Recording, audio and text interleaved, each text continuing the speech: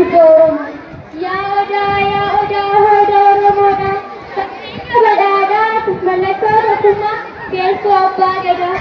Muka gadu malee odaa mukaa miti galma boorantichaa kennaa Waaqayyooti. Kan Oromoo hundinuu wal gawwaachisi. Bal'inna dahoosaa mallattoo guddinaa cimina dameesaa gootummaa sabboonaa. Kan walitti fiduu baay'eetu Booranaa. Dhagaa lalisaa jiidhaa bonaa fi galma Oromoodhaa odaan faarfannaa galma Oromoo.